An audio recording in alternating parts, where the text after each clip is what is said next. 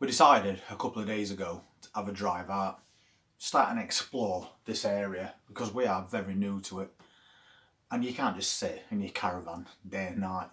You've got to get out, get some exercise, find something to do. So we actually took a couple of trips. We decided to have a ride out to Skegness. And it's a little bit different to what I remember. I've not been there for quite a lot of years, so it made a nice change. We then decided, why not go to Ingemel's Market? And to be honest with you, that place seems to be frozen in time to me. I remember going there when I was quite young, and it just seems to me that it's exactly the same. And so is Fantasy Island. So from there, we decided, why not go to Chapel St Leonard's? I don't recall ever going there, but unfortunately there's not a lot or anything to do at that place. There is a nice bit of a beach, but as far as anything else goes, not much really. So since we had a really good day out, I decided that the day after we might take a trip to Mablethorpe, and I've not been there for a lot of years either. Unfortunately, not everything goes the way you plan.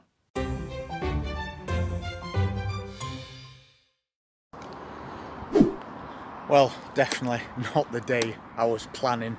We took a trip to Mablethorpe. Unfortunately, 1 mile away from Mablethorpe, and the car's broke down. So now apparently we've got a 4-hour wait for the nearest RAC van to get to us. So not a good start to the day at all. And it makes it even more irritating because I'm sat here waiting and all I can hear is seagulls. We'll see what happens. So as you just saw, not a very good day at all.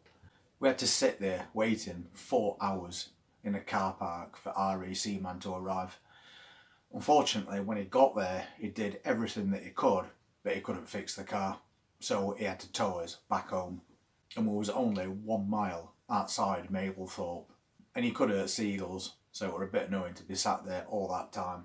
But at least the guy gave us a tow back here, because apparently the coil's packed up. So now I've got to order one of those and I'll fit it myself. I'm sure it's not too difficult. But it's one of those things that just happens. You never know what's around the corner. So it raises concerns when you think about autumn and winter approaching. What could actually happen when you're in a caravan?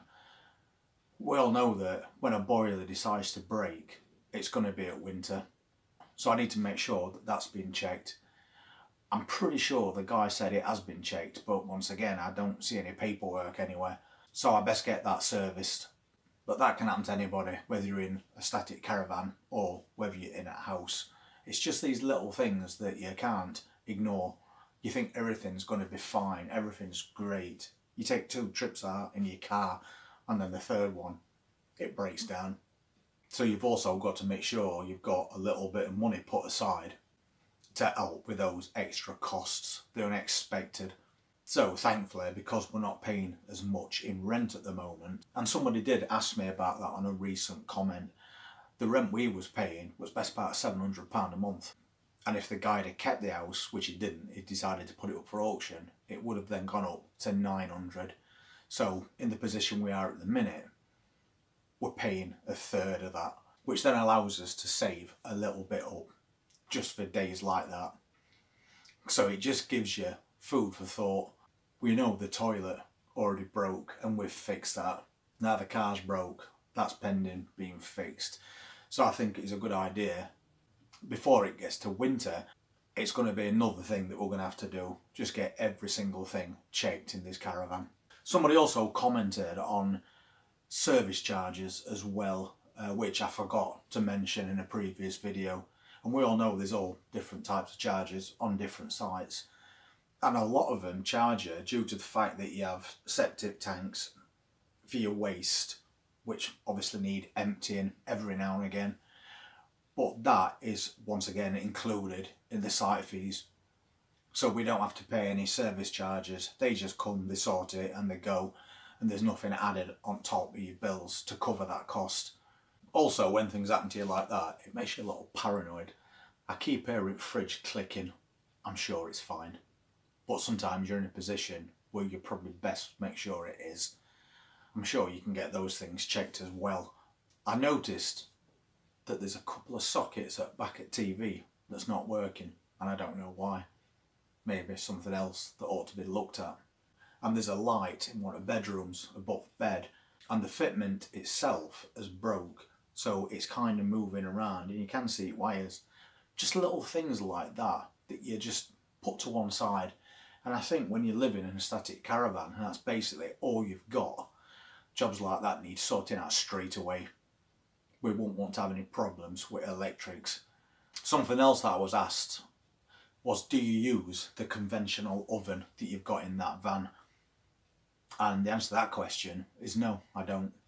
We bought an air fryer, which you can pretty much cook anything in. They're a really useful tool, and they run at a lot less wattage than that oven does. And of course you've got to let your oven heat up before you put your food in, whereas they seem to just get instant heat.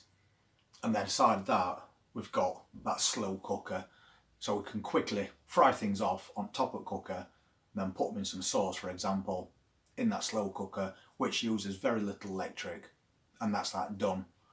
But if you wanted things like chickens and sausages, even old chickens and joints, you can chuck them into that air fryer and let them cook away in there, and they cook them really well. They do make them nice and crispy, but it's also got a bottom layer as well, so you can add all your veg and stuff in there, and it's got dual settings. So you can start your chicken going and set the bottom one to start cooking a bit later on, so everything is done at the same time. So in answer to that question, no, we don't use the cooker, and I have no plans on using that cooker. We just use the hob on top, and that's it. So basically that's why I made this video today, because one little thing goes wrong and it starts those cogs turning. What else could go wrong? What do I need to check before it's too late? Because around this area it's very narrow little windy roads, so if you do have a problem you might not even be able to get somebody to come out and fix it, especially through winter time when you've got snow on ground and over the Christmas holidays. So that is something that we're definitely going to start and do now. Check every little thing, and if you can think of anything that I haven't mentioned that maybe needs checking, then just drop me a comment and I'll make sure that gets done. So what turned out to be a bit of a disaster has kind of spurred me on now to start looking at things and getting ready for darker days, if you like, because we don't want to get caught out during a snowstorm or something. Anyway, thank you so much for your comments and your questions, and also your support. I really do appreciate it. And if you want to see what happens in this caravan in future, please hit that subscribe button, press that notifications bell, and I'll see you on the next one. Take care.